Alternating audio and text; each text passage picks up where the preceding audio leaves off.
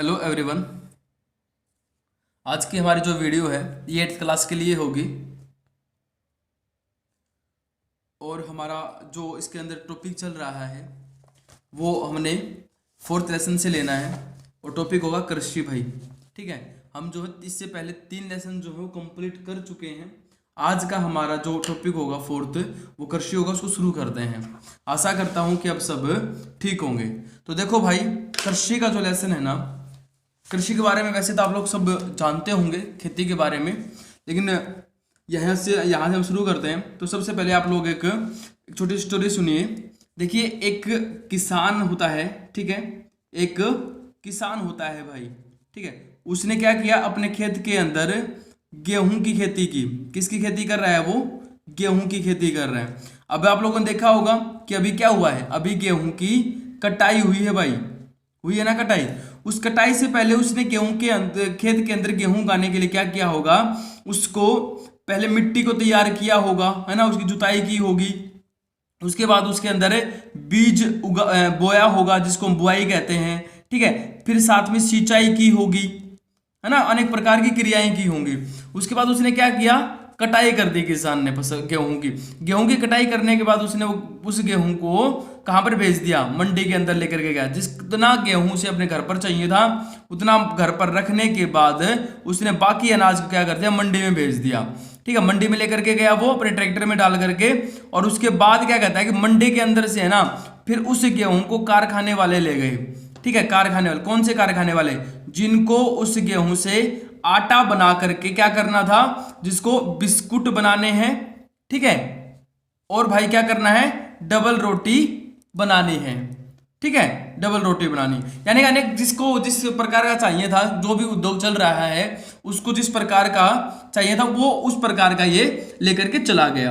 तो देखिए यहां पर ये जो स्टोरी है ना, ये स्टोरी एक पूरे सिस्टम को दिखाती है, एक चक्कर को दिखा रही है। ठीक है, कहां से शुरू हुआ, किसान से शुरू हुआ, अपने खेत के अंदर गेहूं उगा रहा है और वो कहां तक जा रहा है, एक कारखाने के अंदर वो अंत में एक प्रोडक्ट तैयार करता है और वो प्रोडक्ट हमारे पास ही किसी न किसी रूप में वापस आ जाता है, चाहे वो बिस्किट के रूप में है, फिर चाहे वो डबल रोटी के रूप में, या फिर किसी दूसरे रूप में भी हमारे पास आ सकता है भाई वो। ठीक है, अब यहां पर हमें क्या देखना है, यहां पर हमें देखना है भाई कितने प्रकार की यहां पर क्रियाएं हुई हैं इस स्टोरी में। मैं तो आप लोगों को क्रियाएं दिखाता हूं। इसमें क्रिया देखिए, सबसे पहले हमारी जो क्रिया होती है ना, एक तो हुई है इसके अंदर प्राथमिक क्रिया। कौन सी हुई है? प्राथमिक क्रिया। दूसरी इसके अंदर हुई है द्वितीयक क्रिया, ठीक है, और तीसरी इसके अंदर हुई है तृतीयक क्रिया। अब देखो ये जो पूरी स्टोरी है 3 क्रियाओं के अंदर कैसे घूमी। प्राथमिक क्रियाओं में वे क्रियाएं शामिल होती हैं भाई, कौन सी क्रियाएं शामिल होंगी, जो खेती से जुड़ी हों, जो कृषि से जुड़ी है, कृषि से संबंधित जितने भी कार्य होते हैं ना, वो सारे के सारे प्राथमिक क्रियाकलाप में आते हैं।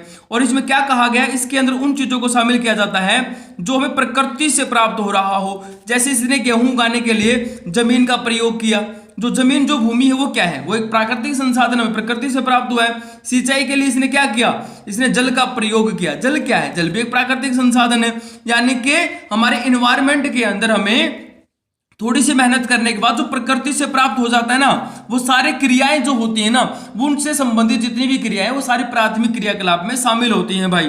और इस प्राथमिक क्रियाकलाप में मछली पकड़ना भी आता है। तालाबों के अंदर मछली का जो पालन किया जाता है ना, वो मछली पकड़ना, मछली पालन करना इसके अंदर आता है। उसके बाद वनों से लकड़ी काटना, वनों से औषधि इकट्ठा करना, ठीक है, ये भी प्राथमिक क्रियाकलाप में ही आता है। आप लोग अपने घर के अंदर जो पशुपालन कर रहे हैं ना, वो भी प्राथमिक क्रियाकलाप में शामिल होता है। ये है प्राथमिक क्रियाएं जो कि इसमें हुई स्टोरी में। अब द्वितीय क्रिया की हम बात करें तो देखो, बिस्किट बनाना, डबल रोटी बनाना, यानी कि इन प्राथमिक क्रियाओं के द्वारा जो कच्चा माल प्राप्त होता है ना, कच्चा माल यानी कि हमें क्या मिला, गेहूं मिला।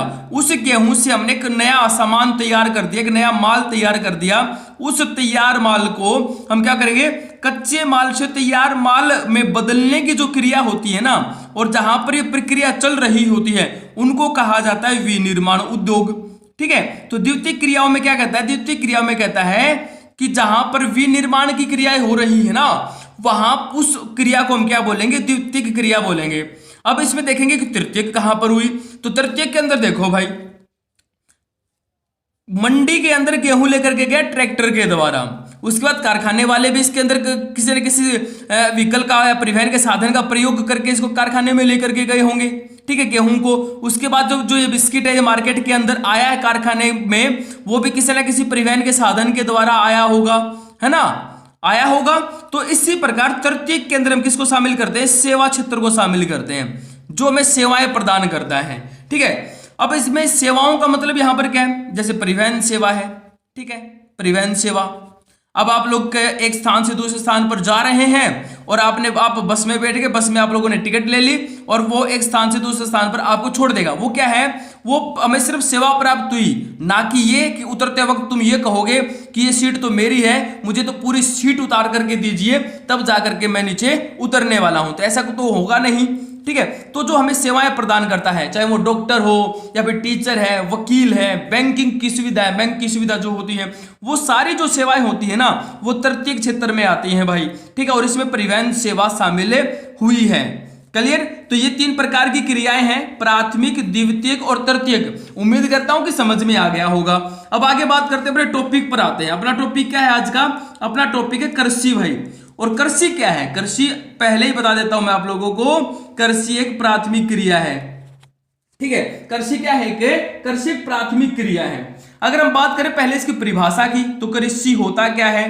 तो देखो, कृषि का मतलब होता है कि मिट्टी की जुताई करके, मिट्टी की जो जुताई करते हैं ना, मिट्टी को तैयार करते हैं, मिट्टी की जुताई करके उसके ऊपर फसल उगाना, मिट्टी की जुताई करके उसके ऊपर फसल उगाना, ठीक है, या फसल उगाने के लिए उसे तैयार करना भाई, ठीक है। ये क्या होला? ये होता है, ये प्रक्रिया जो होगी ना, उसको हम क्या बोलेंगे? उसको हम कृषि बोलते हैं।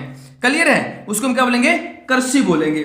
अगर हम बात करें कि कृषि जो है वो विश्व में कहां और कितने प्रतिशत हो रही है, तो कहता है कि विश्व की जो है ना कुल जनसंख्या है ना, विश्व की जो कुल जनसंख्या है उसका 50% जो हिस्सा है वो क्या कर रहा है? वो खेती कर रहा है। अगर हम भारत की बात करें, क्योंकि अपना प्यारा भारत, हम भारत के निवासी हैं, तो कहता है लगभग 65% जनसंख्या कृषि कार्यों में लगी है भारत के अंदर भी, ठीक है भाई।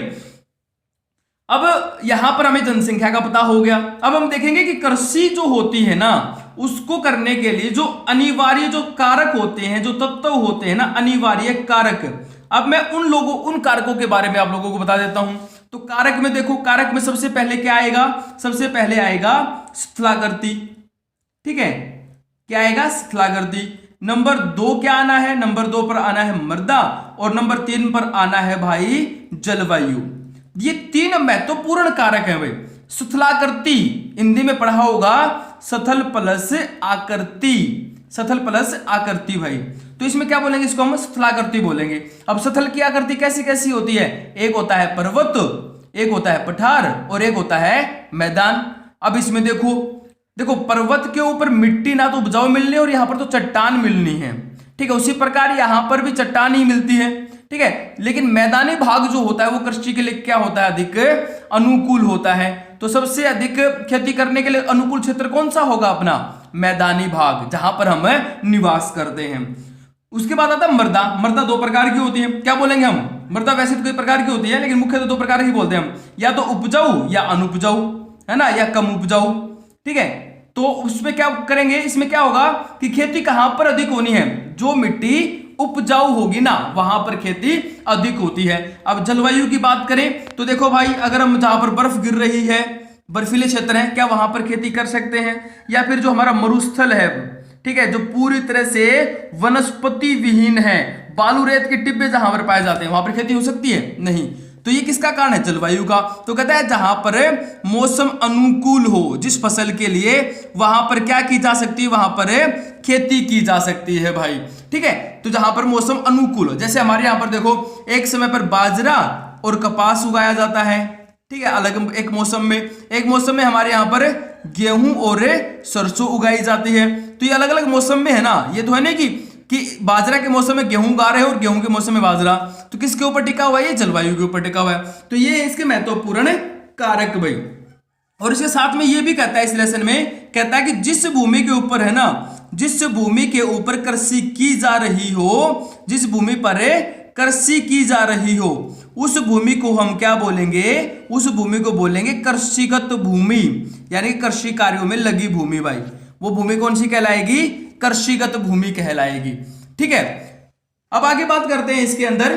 तो यहां पर आता है कि जो कृषि जो है ना वो एक तंत्र का काम करता है। कृषि जो है एक तंत्र है। बुक के अकॉर्डिंग चल रहा हूं मैं, बिल्कुल देख लो, बुक के अकॉर्डिंग चल रहा हूं, पूरा का पूरा वही चल रहा है। ठीक है, अब हम कृषि तंत्र पर आते हैं। ये जो कृषि तंत्र है यहां पर इसकी बात करता हूं मैं।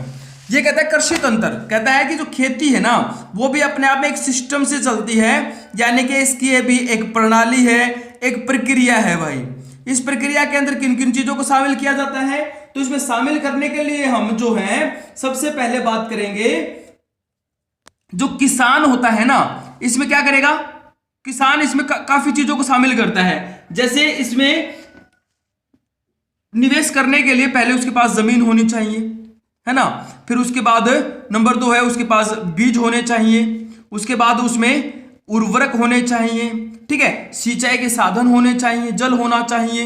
ये सारी की सारी चीजें क्या है, ये सारी की सारी चीजें हमारे निवेश में आती हैं, यानी कि ये जो है इन्वेस्ट कर दिया है किसान ने उसके अंदर। ठीक है, ये इन्वेस्टमेंट का साधन है उसका। और उसके बाद क्या कहता है कि जब ये इन्वेस्ट कर देता है ना इसके अंदर, फिर उसको क्या करना पड़ता है, फिर उसको दूसरे काम करने पड़ते हैं। जैसे उसकी जुताई कर रहा है, फिर उसकी बुआई कर रहा है, ठीक है, फिर उसके बाद उसकी कटाई कर रहा है, फिर उसको निकाल करके खेतों के अंदर, मंडियों के अंदर भेज रहा है। ये पूरा एक तंत्र, एक सिस्टम की तरह ये कार्य कर रहा होता है। ठीक है, तो ये था हमारा वीडियो जो आप लोगों को कृषि के बारे में बताना था, छोटा सा। मैं ज्यादा लंबी वीडियो बनाऊंगा नहीं, ये ज्यादा लंबी हो जाएगी नहीं तो। उसके बाद जो कृषि के प्रकार हम अगली वीडियो में पढ़ेंगे, और इसको एक बार ध्यान से जरूर देखिए, अपनी बुक पढ़िए, और अगर कोई भी दिक्कत आती है तो मुझे कमेंट बॉक्स में जरूर बताइए। Thank you.